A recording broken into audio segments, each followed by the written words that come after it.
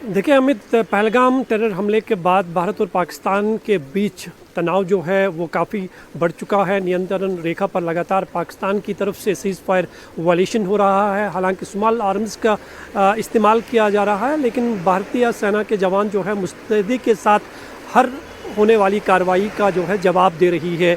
LOC के साथ साथ कश्मीर में भी सर्च ऑपरेशंस में बड़ी तेज़ी लाई गई है, क्योंकि एनआई जो जांच इस पूरे मामले की कर रही है उसमें अब तक कहीं बड़े खुलासे जो है वो हुए हैं। कहीं लोगों की गिरफ्तारी के बाद, जैसे कि हमने कल भी बताया था कि 75 OGW वर्कर्स को गिरफ्तार किया गया और उनसे पूछताछ के दौरान कहीं बड़े खुलासे हुए हैं। और जो जानकारी हमें मिली है उसके मुताबिक इस पूरे हमले की प्लानिंग जो है वो सीमा पार रची गई थी और इसमें ISI का भी हाथ है। और जो लश्कर का यहाँ पर ग्रुप है जिसमें 2 पाकिस्तानी मिलिटेंट, एक अली भाई और हाशिम मूसा, इन्हें ये जिम्मेदारी दी गई थी कि वो कश्मीर में एक बहुत बड़े हमले को अंजाम देंगे और इसके लिए पहलगाम को चुना गया था। और पहलगाम में पहले ही इस तरह का हथियार अम्युनिशन जो है रखा गया था और बाद में इस पूरे इलाके की रेकी की गई।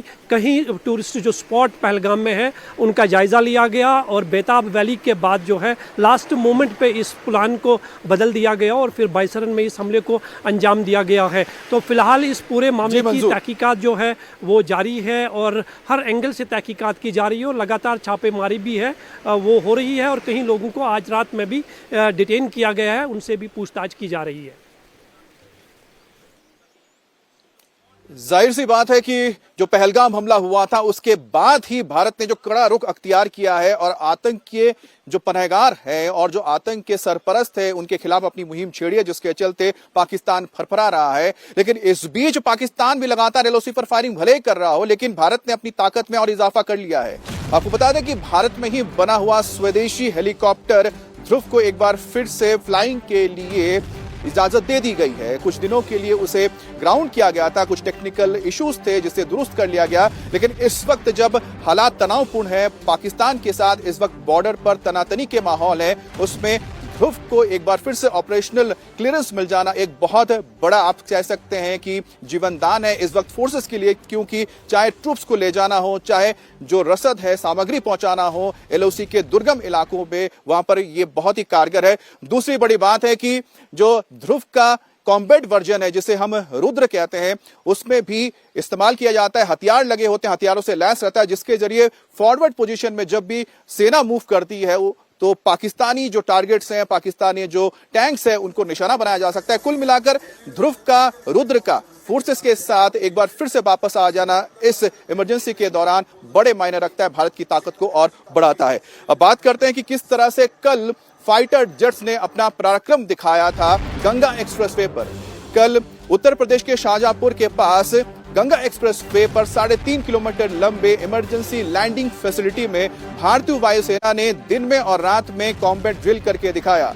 दिन के वक्त AN-32 ट्रांसपोर्ट एयरक्राफ्ट ने लैंडिंग की, उसके अलावा MiG-29 जैसे फाइटर एयरक्राफ्ट ने टचडाउन भी प्रैक्टिस की। और रात के वक्त भी जो हमारे फाइटर्स हैं, ट्विन जेट इंजन के जो फाइटर जेट्स हैं, उन्होंने रात को इस ड्रिल में साथ दिया था। और इसके बाद आप समझ सकते हैं कि जो भारत है वो किस तरह से इस दौरान पाकिस्तान को एक संदेश देने की कोशिश कर रहा है कि हमारे जो एयरफोर्स है वो किसी वक्त किसी भी हालात में काम करने के लिए, हमला करने के लिए तैयार है। जो इल्जाम है वो पाकिस्तान पे लगा दिया जाए, but till now there is not a shred of evidence जो पाकिस्तान के ऊपर इल्जाम जो है वो स्टिक कर सके। तो पाकिस्तान का अफवाज का, पाकिस्तान की आवाम का मोरल बहुत हाई है। अगर ये कोई कसर रह गई है वो हमारी अफवाज पूरी कर देंगे इंशाल्लाह। और इन्होंने कुछ अटेम्प्ट किया, बिल्कुल अगर कोई इस किस्म का स्ट्रक्चर बनाने की कोशिश करेंगे, वील स्ट्राइक दैट स्ट्रक्चर, बिल्कुल वील स्ट्राइक दैट स्ट्रक्चर। तो ये अगर उन्होंने इस किस्म का अटेम्प्ट भी किया को आर्किटेक्चरल, तो स्ट्रक्चर को पाकिस्तान जो है डिस्ट्रॉय करेगा। We are very well equipped. और राफेल हो या राफेल का मामा हो, वो we will take care of it, you no.